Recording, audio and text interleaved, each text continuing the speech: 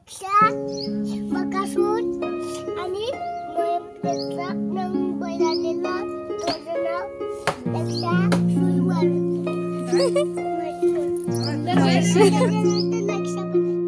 Good morning, Shri Swami Samarth. स्वागत आहे तुमचं निकिता शिंदे ब्लॉग्स या चॅनलवरती. रिक्टोई गावातून आज मी आली आहे गावाला. तुम्ही लास्ट व्हिडिओमध्ये बघितलंच असेल, होमचा वगैरे व्हिडिओ होता लास्ट व्हिडिओ. जर तुम्ही बघितला नसेल तर व्हिडिओची लिंक मी डिस्क्रिप्शनमध्ये देते, जाऊन व्हिडिओ नक्की बघा. हे आहे आमचं शंकराचं मंदिर, आमच्या घराच्या बाजूलाच आहे, आमचंच आहे ते मंदिर. तर मग आजच्या व्हिडिओमध्ये तुम्हाला बघायला मिळणार आहे, आज मी जाणार आहे माझ्या आत्याकडे. आत्याचं पण गाव चिपळूणमध्येच आहे, जवळच आहे. तर मग मी जाणार आहे आत्याकडे आणि त्यानंतर मग आमच्या घरी पालखी येणार आहे देवाची, ते सुद्धा तुम्हाला ह्या व्हिडिओमध्ये बघायला मिळेल. चला तर मग आपण जाऊया गावाला.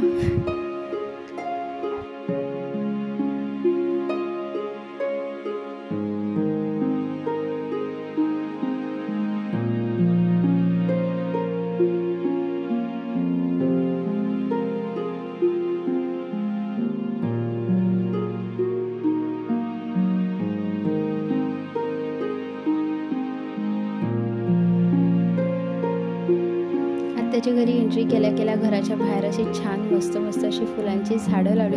खूप छान वाटलं. झाडं आजूबाजूला घराच्या इथे असली, फुलांची असली तर ती खूप छान, म्हणजे बघायला पण छान वाटतं आणि त्यात हवा वगैरे छान खेळती राहते.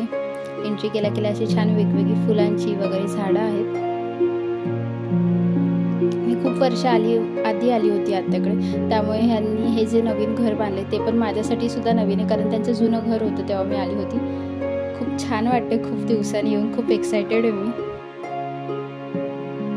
एंट्री केल्यावर अंगण लागतं. अंगणाच्या वरती इथे मध्ये त्यांनी देवारा वगैरे केला आणि इथे दोन्ही साईडला दोन्ही दादांची अशी घरं आहेत. मध्ये देवारा केलाय, देव वगैरे पूजा वगैरे करायला दोघांचा मिळून असा कॉमन असा देवारा ठेवला. देवाची एक रूम सेपरेट केली आहे. पहिली पद्धतच असायची की देवाची खोली एक सेपरेट अशी असायची.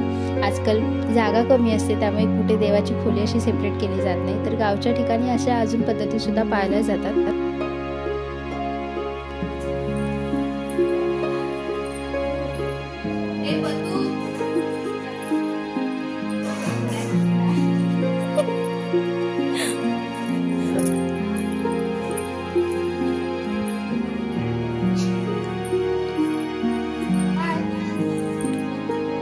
काय करतो तू?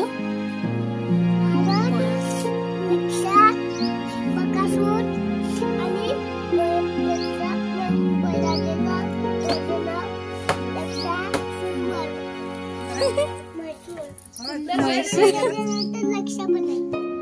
इथे दादाने घराच्याच बाजूला एक छोटंसं घर बांधलंय, ते स्टोरेजसाठी किंवा त्यांच्या काही कामासाठी वगैरे यूज करतात. इथे पिठाची एक चक्की सुद्धा ठेवलेली आहे आणि इथे त्यांच्या घराचं काम चालू वगैरे होतं तेव्हा ते लोक इथे राहत होते.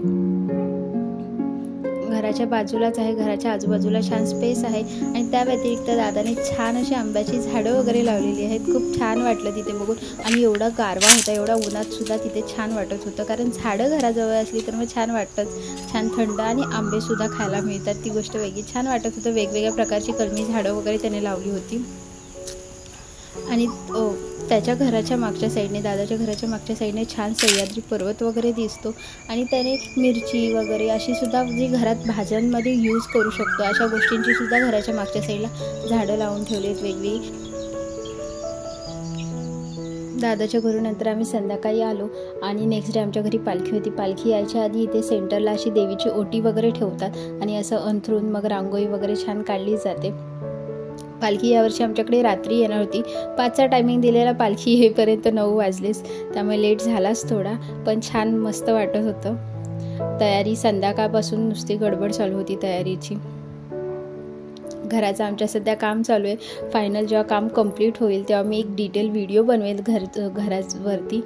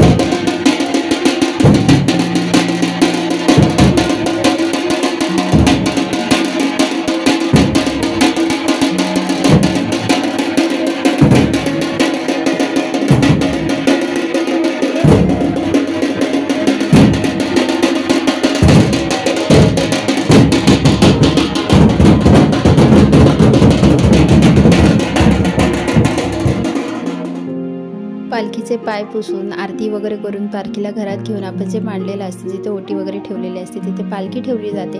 नंतर प्रत्येकजण ओटी वगैरे भरतं, आपल्या मनातल्या इच्छा सांगतं. कोकणामध्ये हीच मजा असते. होळीच्या वेळी, शिमग्याच्या वेळी आपल्यासाठी आपला देव आपल्या घरी आपल्याला भेटायला येतो. त्याचीच एक्साइटमेंट असते शिमग्यामध्ये कोकणात. आम्ही येताना, जर तुम्ही येतानाचा ब्लॉग बघितला असेल, त्या ब्लॉगमध्ये तुम्ही बघितला असेल, तेव्हाच आम्ही हार वगैरे घेऊनच आलो होतो. पालखी घरी आल्यानंतर पूजा वगैरे करून आपण ओटी वगैरे भरायची पालखीची येते आणि त्यानंतर मग आरती वगैरे करून आपल्या मनातल्या इच्छा वगैरे सांगायच्या देवाजवळ.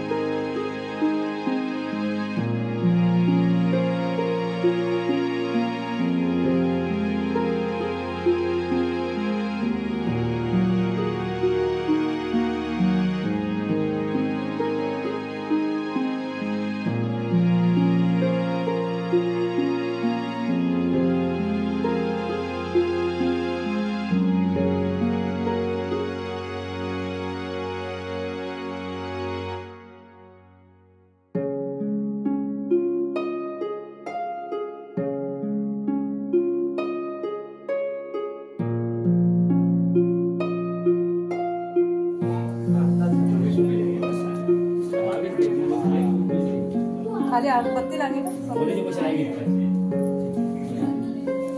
40 रुपये.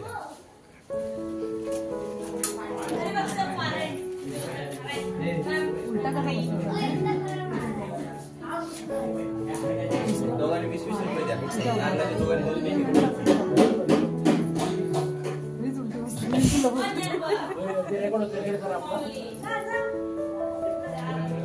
का आहेस कुठे आता? बरोबर झालं. सामान दाखवू नका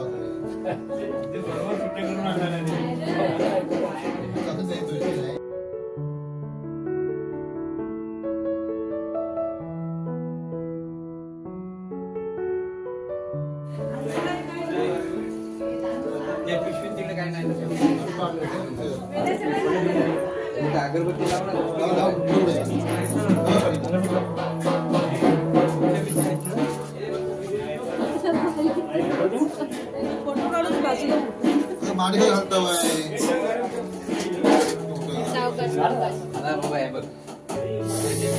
माझा आनंदात चाललेला आहे. तीच चालवते तिच्यावर सोडते.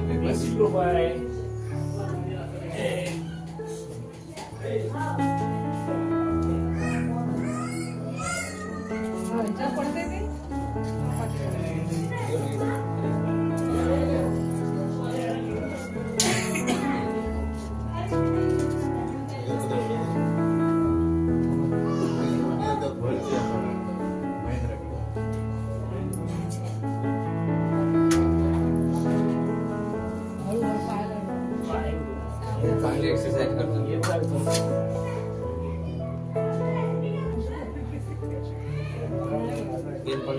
त्याच्यामध्ये आपली मान्य करून घ्यायचं त्याप्रमाणे भक्तीला आली नाही. जर तू काय आजारी झाली तर तू काय दुखापत त्याच्यामुळे येऊ शकले ते पण याची विनंती सेवा केलेली आहे किंवा तिथे तिला आगामी दुखापत जी काय जी काय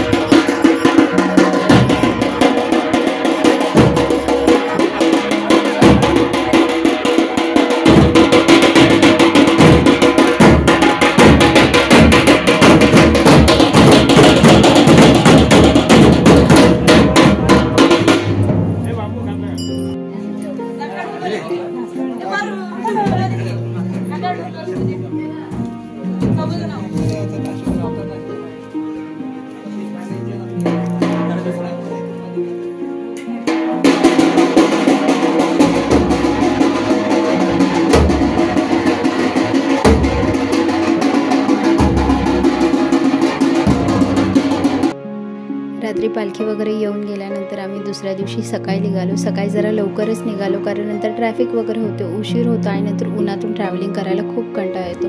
त्यामुळे आम्ही जरा सकाळचे लवकरच असे निघालो होतो देवघरी येणार होळीसाठी. त्यामुळे खूप एक्साइटमेंट असते. शिमग्याची कोकणातल्या माणसाला तर नक्कीच माहिती असेल एक्साइटमेंट असते किती ते. आम्ही मग सकाळी लवकरच निघालो.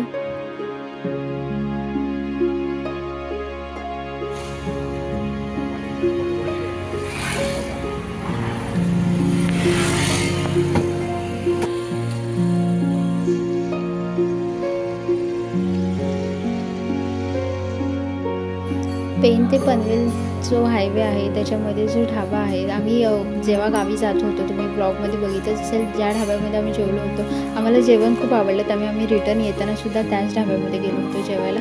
लास्ट टाईम जेव्हा आम्ही चाललेलो तेव्हा त्याला नक्की सांगितलं आणि नेक्स्ट टाईमसुद्धा तुझ्या ढाब्यावरती. त्यांनी सेपरेट एक सिटिंग अरेंजमेंट केलेला एक सेपरेट रूम आम्हाला दिला होता.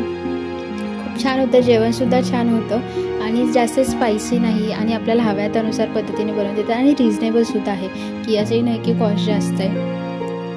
ढाब्याचं नाव गोल्डन ढाबा आहे. जर का तुम्ही कधी पेन ते पनवेलच्यामध्ये ट्रॅव्हल करत असाल, गुगल मॅपवर सुद्धा ते हॉटेल दिसेल. तुम्ही मॅप लावून तुम्ही नक्की त्या हॉटेलमध्ये जाऊन तुम्ही जेवण वगैरे जेवू शकता. खूप छान जेवण आहे. आम्ही चिकन मसाला आणि रोटी ऑर्डर केली होती. त्यानंतर मग आम्ही बिर्याणी ऑर्डर केली होती. क्वांटिटी पण छान असते, प्राईससुद्धा रिजनेबल आहे आणि खूप छान टेस्ट असते.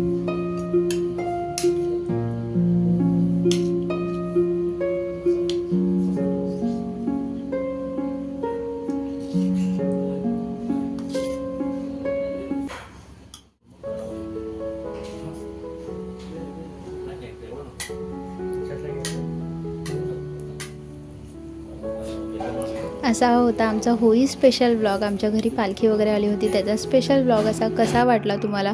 आवडला असेल तर नक्की लाईक करा आणि कमेंट करायला विसरू नका. त्या व्यतिरिक्त तुम्ही जर का चॅनलवर नवीन असाल तर चॅनलच्या नावाच्या पुढे सबस्क्राईबचं जे बटन आहे त्याच्यावरती क्लिक करा, म्हणजे नवीन व्हिडिओचे नोटिफिकेशन्स तुम्हाला मिळतील. पटापट चॅनलला सबस्क्राईब करा आणि आपल्या मित्रमैत्रिणींसोबत शेअर करायला विसरू नका. त्यांनासुद्धा समजू द्या आपल्या कोकणातल्या पद्धती. पुन्हा भेटू नवीन दिवशी नवीन व्लॉग्स आहेत. तोपर्यंत बाय बाय.